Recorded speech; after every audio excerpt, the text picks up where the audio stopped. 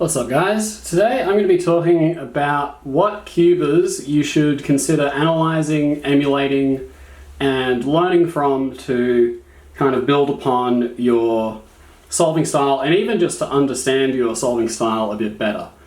Full disclosure, I've just written notes for this like 5 minutes ago, so I'll be walking back and forth from this setup and my computer, which is located like about a meter behind me.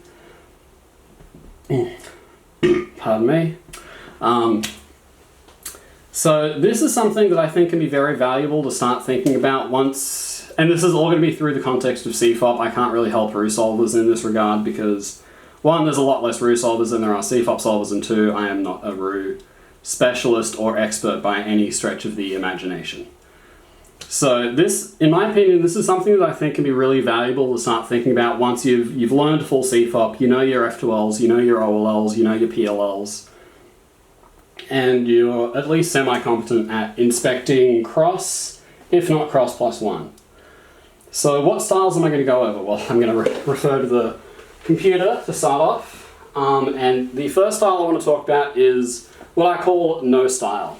And what I mean by no style is that you don't really have any limitations that you can think of in terms of what finger tricks you are capable of doing primarily. A lot of this is really going to revolve around finger tricks and turning style, because I think beyond that, like, as long as you're, all mentally there, you should be able to understand like the advanced concepts of this, that, and the other.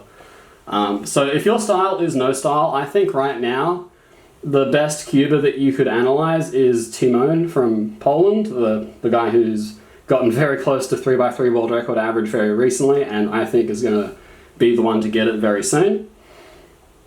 And my reasoning for that is he's just very good at everything. I don't know if he does much S-slice stuff, and I don't really have a recommendation for, CFOP solvers who like S-slices, because we don't really have a super high-level solver yet who's using a ton of S-slice stuff beyond like some last layer algorithms. So I can't speak too much on that yet, because I don't think we have like a super great role model for that yet. But assuming that you don't think you have any limitations in terms of finger tricks, I think Timon is a fantastic choice and my number one pick for who you should analyze, look at their reconstructions, how they're finger tricking things, how they're regripping between steps, so on and so forth.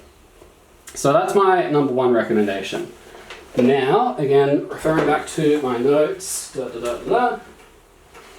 So if you're the same as above, so you don't really have like any limitations you can think of, but you're either maybe a little bit risk averse, and what I mean by risk averse is you don't like the idea of doing stuff that's, let's say, like high risk, medium reward, or high risk, low reward. I still think Timon is a good pick for this, but he is a very modern cuber. And also under this umbrella, I want to include people who are long-time cubers who are still in the game that came up on somewhat ancient hardware, like from, let's say, like the pre-Diane cubes era, or even just pre-magnetic cubes. So you've got a lot of very deep-rooted habits in your turning style that, they're not impossible to break, but they might be more trouble than they're worth. Again, I think Timon can be a very solid option, but if he's doing some stuff that isn't working for you for whatever reason, I think Felix Zendegs and Bill Wang are two cubers that I think can be very valuable to analyze and emulate. Because these are both cubers that started, I believe, before 2010, and obviously have done very well and stood the test of time. Even to this day, they are still, I would consider, like top tier 1 cubers. So if you're kind of in that camp of people who are either a little bit more risk averse, or you've come up on older hardware and have some of those deep-rooted habits that might be more trouble than they're worth to get out of your turning style, I think Felix and Bill are two very, very strong options. So thirdly, let's say you're a very young cuber. Me, of course, I'm 23 years old, my hands are fully developed, big long fingers. But maybe you haven't even hit puberty yet and your hands are quite small. That can be something that limits your finger tricks and how you turn the cube. And for those people, I would recommend either like Leo Borromeo or Rui Huang from China, who got the world record average for 3x3 recently, I believe. I should probably double check this before I upload, but I'm pretty sure he did. or really just any of the cubers that have come out of China recently, or any part of the world for that matter, but China probably being the most prominent, who are very, very young. And again, I'm talking like below 10 years old. I think they could be very valuable to emulate because, while there aren't too many limitations, one big one that I know comes to mind is just having shorter fingers can make like the D2 double flick really tricky, for example. And that primarily for like last layer stuff would affect A-perms, but it could also seep into cross. And there might be some F12 stuff going on there. But again, I'm not too well versed in that because this is more of a recent development and I've been a bit out of the cubing loop, so to speak.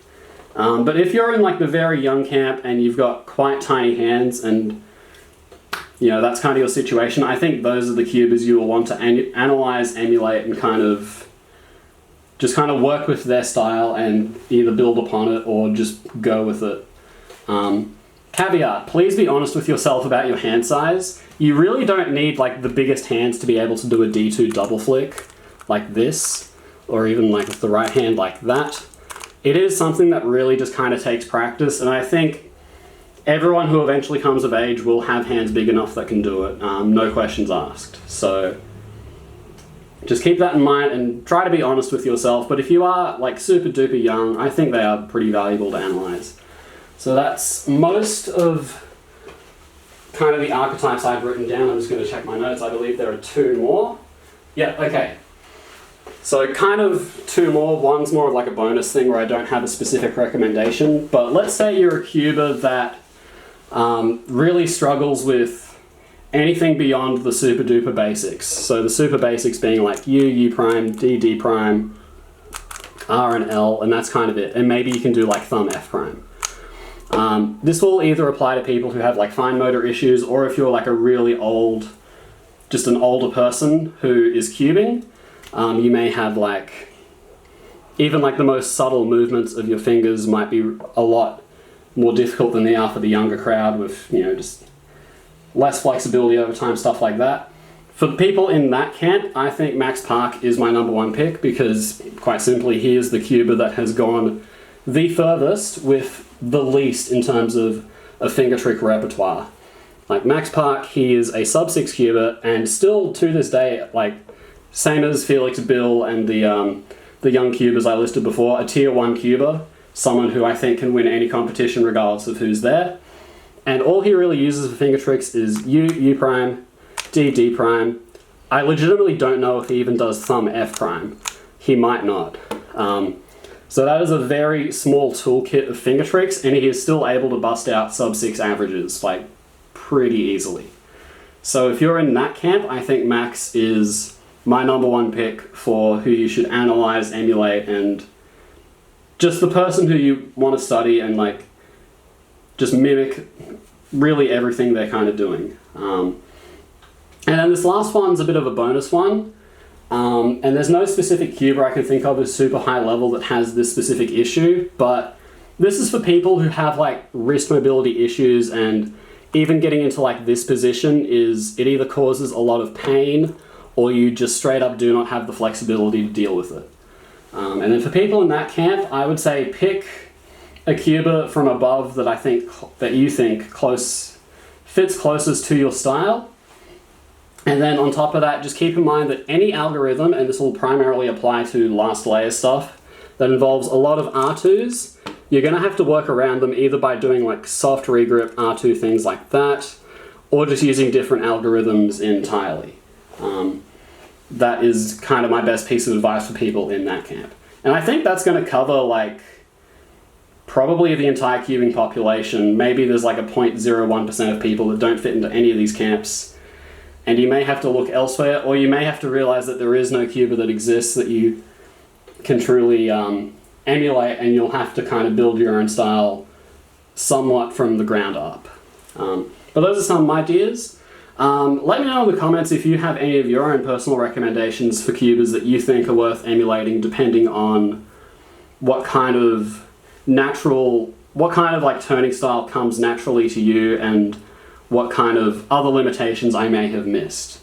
So that's it for this video. Thank you for watching, and I'll see you in the next one.